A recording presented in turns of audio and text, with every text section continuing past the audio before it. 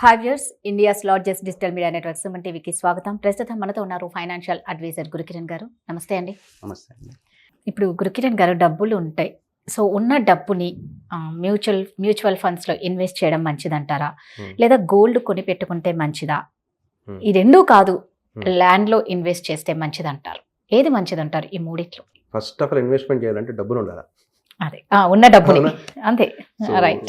ఎంత డబ్బులు మీ దగ్గర ఉన్నాయి, ఓకే, దాని మీద బేస్ చేసుకుని మీ ఇన్వెస్ట్మెంట్ ప్రొసీజర్ మొత్తం మారిపోయింది. ఓకే, అవును కదా. నా దగ్గర 10 కోట్లు ఉన్నాయి అనుకోండి, మీరు ఇన్వెస్ట్మెంట్ ల్యాండ్లో పెట్టుకుని ఏమైనా చేసుకోండి. లేదు నా దగ్గర 10,000 ఉన్నాయి, ల్యాండ్ కొంటారంటే వస్తుందా? రాదు. So then now coming to our budget. Okay, so now ఒక్కొక్కటి మాట్లాడదాం. ఫస్ట్ 10,000 రూపాయలు ఉన్నాయి అనుకోండి, you should go to only mutual fund option, వేరే ఆప్షన్ లేదు. ఇంకొక ఆప్షన్ ఉంది, 10,000తో కూడా మీరు గోల్డ్ కొనుక్కోవచ్చు. ఇంకొక ఆప్షన్ ఉంది, ₹1 కూడా కొనుక్కోవచ్చు. నాది వేరే సిరీస్ ఉంది, దాంట్లో మీరు చూడండి. ఓకే, సో దాంట్లో ఏంటి, ₹1 గోల్డ్ అయినా కొనుక్కోవాలని చెప్పాను మీకు నేను. అవును, ₹10తో ₹1 కొనుక్కోవచ్చు అని చెప్పారు. నేను చెప్పేది ఇప్పుడు ప్రస్తుతానికి మనం మాట్లాడేది 10,000 గురించి. సో మనం ఇప్పుడు గోల్డ్ తప్పించి మ్యూచువల్ ఫండ్స్ తప్పించి రెండు చేయలేము. దెన్ ల్యాండ్ అంటారా, లక్ష నుంచి మినిమం స్టార్ట్ చేసుకొని మీరు ల్యాండ్ కొనుక్కోవచ్చు. అది ఎట్లా, 50 గజాలు అలా ఊరి బయట పల్లెటూరులో దొరికిపోతాయి. లేదు ప్లాట్లు, ఓపెన్ ప్లాట్లు, ఫామ్ ల్యాండ్స్ అంటారు, అవి అక్కడ కూడా మీరు కొనుక్కోవచ్చు. ఇలా మీరు గోల్డ్ కానీ మ్యూచువల్ ఫండ్స్ కానీ చేసుకోవచ్చు. రైట్. ఇప్పుడు మ్యూచువల్ ఫండ్స్కి మనం తీసుకుంటే అసలు ఈ మ్యూచువల్ ఫండ్స్లో ఎన్ని రకాలు ఉంటాయి? ఎన్ని రకాలంటే దీనిలో అసలు మ్యూచువల్ ఫండ్ అంటే ఏంటి? Mutual it self it is called ఉమ్మడి అనుకోండి, నథింగ్ బట్. అంటే మ్యూచువల్ ఫండ్స్లో ఏం చేస్తారంటే 3-4 కంపెనీలు అన్నీ కలిపి, అన్ని ఈక్విటీస్, అన్ని కంపెనీస్ వాళ్ళు ఉన్న షేర్స్ అన్ని కలిపి ఒక అసెట్ మేనేజర్ ఒకడు ఉంటాడు, ఒక మేనేజర్. ఇతను ఏం చేస్తాడు, అన్ని కలిపి ఇతను ఫండ్స్ యొక్క కొనుక్కోవటం అమ్ముకోవడం చేస్తుంటాడు అనమాట. ఓకే, సో నవ్వు ఒక మ్యూచువల్ ఫండ్ ఉంది. ఎగ్జాంపుల్ నిప్పాన్ అనేవాడి కంపెనీ ఒకటి ఉంది, దాని మ్యూచువల్ ఫండ్ ఉంది. దాన్ని ఏం చేస్తారంటే ఒక ప్రైస్లో ₹100 మనం కొనుక్కుంటాం అనుకోండి. ఓకే, సో ఈ మ్యూచువల్ ఫండ్లో ఏమవుతుంది, 10 కంపెనీస్ అన్నీ కలుపుకొని మ్యూచువల్ ఫండ్స్లో పెడతారు. మనం ఏం చేస్తాం, 10 కంపెనీస్కి సంబంధించిన మ్యూచువల్ ఫండ్స్ కొనుక్కొని దాంట్లో పెట్టుకోవాలి. ఇప్పుడు దీంట్లో ఈక్విటీ ఒకటి, డెట్ ఒకటి, డెట్ ఈక్విటీ, తర్వాత 3-4 రకాలు ఉన్నాయి. ఈక్విటీ అంటే ఏంటంటే ప్యూర్లీ షేర్ మార్కెట్ మీద బేస్ చేసుకొని మనం ఈక్విటీ బేస్ చేసుకొని కొనుక్కునేది ఒకటి. దాంట్లో రిస్క్ ఎక్కువే, రివార్డ్స్ ఎక్కువే. Okay, coming to debt. Debt అంటే ఏంటంటే మనం అప్పు, నథింగ్ బట్. దాని మీద కూడా ఉన్నాయి మ్యూచువల్ ఫండ్స్. ఇంకొకటి బాండ్స్ ఉంటాయి, గవర్నమెంట్ బాండ్స్ ఉంటాయి, దాని మీద కూడా ఉన్నాయి. ఇంకొకటి ఈటీఎఫ్స్ అని ఉంటాయి కొన్ని, దాని మీద కూడా మ్యూచువల్ ఫండ్స్ ఉన్నాయి. ఇట్లా రకరకాల మ్యూచువల్ ఫండ్స్ ఉన్నాయి. మీ రిస్క్ కేటగిరీ, మీకు ఎంత ఇన్కమ్ ఎక్కువ కావాలనుకుంటేనేమో ఒక పాయింట్, రిస్క్ ఎక్కువ చేస్తారంటే ఇంకో పాయింట్. దాని మీద బేస్ చేసుకొని మ్యూచువల్ ఫండ్స్ డివైడ్ అయి ఉంటాయి.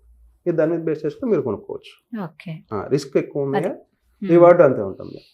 సో మన రిస్క్ని బట్టి ఉంటుంది, రిస్క్ని బట్టి మీ రివార్డ్ని బట్టి మ్యూచువల్ ఫండ్స్ మొత్తం మారుతుంటాయి. మీకు ఇంకోటి లాంగ్ టర్మ్ చేసుకోవాలా, షార్ట్ టర్మ్ చేసుకోవాలా. కొంతమంది ఏం చేస్తారు, మ్యూచువల్ ఫండ్స్ ఎస్ఐపి కింద మార్చుకుంటారు. ఎస్ఐపి అంటే ఏంటంటే systematic investment planning.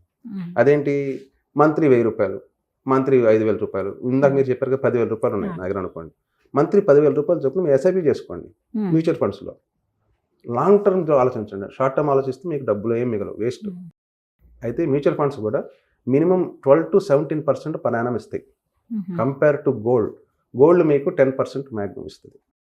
Gold is also coming to market fluctuations only.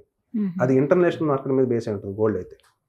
Mutual funds అలా కాదు, ఇండియన్ మార్కెట్ మీద బేస్ చేసుకుని మనం చేసుకోవచ్చు. అది ఈ గోల్డ్లో మళ్ళీ రకాలు కూడా ఉంటాయి కదా, ఈ గోల్డ్ రకాలు అంటే మీకు ఎలా, గోల్డ్లో రకాలు అంటే మీకు ఎలా అడుగుతున్నాను అంటే ఫిజికల్ గా అనేసి, డిజిటల్ గా అనేసి. అదే డిజిటల్, ఫిజికల్ రెండే ఉంటాయండి. ఫిజికల్ అంటే మనం షాప్కి వెళ్ళామా, డబ్బులు ఉన్నాయా, కొనుక్కున్నామా.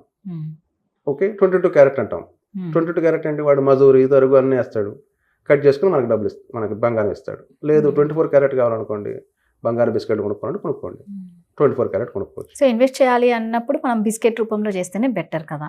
మరి దాన్ని ఏం చేసుకుంటారంటే అసలు గోల్డ్ పర్పస్ దీనికి. ఇప్పుడు 2 టైప్స్ మీరున్న లేడీస్ అంటే బంగారం అంటే లేడీస్ నాకు తెలిసినంత వరకు. ఓకే, సో వాళ్ళు ఏం చేస్తారు, గోల్డ్ కొనుక్కునే పర్పస్ ఏంటి అసలు? ఫస్ట్ ఆఫ్ ఆల్ బంగారం వేసుకోవాలి, ఆర్నమెంట్కే వెళ్తారు, అంతే. ఆర్నమెంట్కి ఖచ్చితంగా వెళ్తారు, కానీ ornament కి. గోల్డ్ బిస్కెట్లు కొనుక్కొని ఇంట్లో పెట్టుకుందామని ఎవ్వరు ఆలోచించరు. ఆలోచించరు. చాలా తక్కువ మంది. ఆ, పాత సినిమాలు చూడండి, గోల్డ్ బిస్కెట్లు పెద్ద పెద్ద బీరువాలో ఉంటాయి. ఉమ్, గోల్డ్ బిస్కెట్లు తీసుకుంటాడు, తర్వాత డబ్బులు తీసుకుంటారు పాత సినిమాలు. ఉమ్, వాళ్ళు చేసేవాళ్ళు ఆ పని. ఇప్పుడు అందరూ ఏం చేయట్లే, గోల్డ్ బిస్కెట్లు ఎవరు కొనట్లే, చాలా తక్కువ మంది. కొన్నవాళ్ళు కొంటున్నారు, కొనట్లేదని చెప్పట్లేను.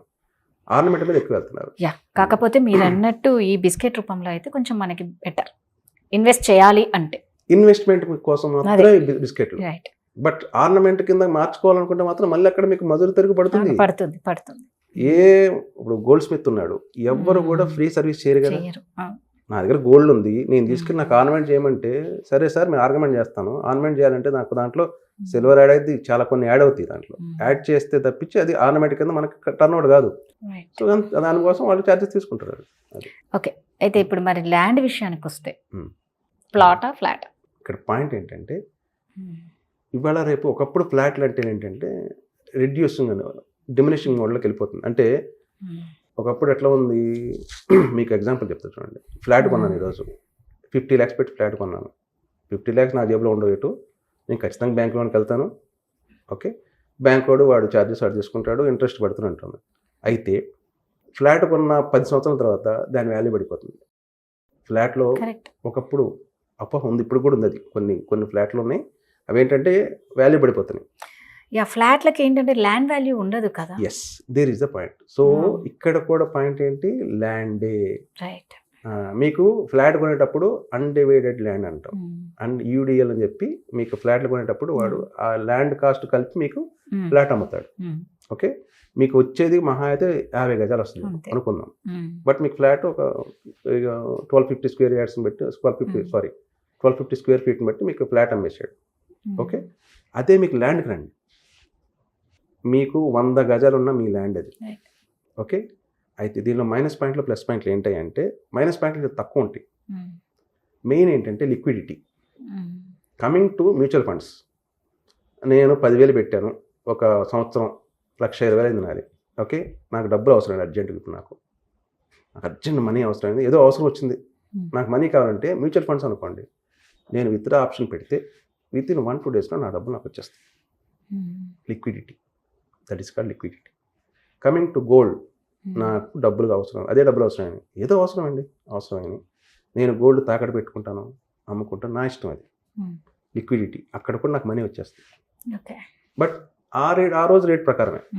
బట్ ల్యాండ్ అది కాదు, నాకు ఈరోజు డబ్బులు అవసరమైనవి నేను అమ్ముకుంటానంటే కొనేవాడు ఎవరున్నాడు, అప్పుడు వెంటనే ఎవడు రాడు. It will takes time. అదృష్టం ఏంటంటే ఒకరోజు కావచ్చు, అదృష్టం కాకపోతే ఒక సంవత్సరం పట్టవచ్చు, అమ్మలేము. అదొక్కటే ఒకటి. రెండోది, కొన్నిసార్లు గవర్నమెంట్ రూల్స్ మారుస్తుంటుంది. ఫర్ ఎగ్జాంపుల్, రోడ్లు వేయాలి, అటువంటిప్పుడు మీ ల్యాండ్ వెళ్ళిపోయింది అనుకుందాం, కొన్నారు, ఉంది, రోడ్లు విస్తరణ నడుస్తుంది, ల్యాండ్ వెళ్ళిపోయింది, గవర్నమెంట్ ఇస్తుంది, పేమెంట్ ఇస్తుంది, కానీ మీరు ఎంతో ఇష్టపడి అక్కడ కొనుక్కున్నారు కదా, ఇల్లు కట్టుకున్నారు కదా, మొత్తం పోయింది. ఇలాంటి కొన్ని నడుస్తుంటాయి. రిస్క్ ఉంటుంది. రిస్క్ చాలా తక్కువ, బట్ ఉంది, రిస్క్ ఉంది. అది మనం తీసుకునేటప్పుడు కూడా చాలా జాగ్రత్తగా అన్ని చూసి గమనించి పరిశీలించి తీసుకోవాలి. ఇంకా మెయిన్ పాయింట్ అంటే కొన్నిసార్లు ఈసీ అంటారు, దీని గురించి సపరేట్గా ఒకటి చెప్తాను మీకు. నేను ఓన్లీ రియల్ ఎస్టేట్ మీదే ఏమేమి డాక్యుమెంట్స్ చెక్ చేసుకోవాలి, అసలు ఏం చేయాలి, మొత్తం ఒక సబ్జెక్ట్ సపరేట్ చెప్తాను మీకు. ఓకేనా? Right. Super, thank you so much. Thank you.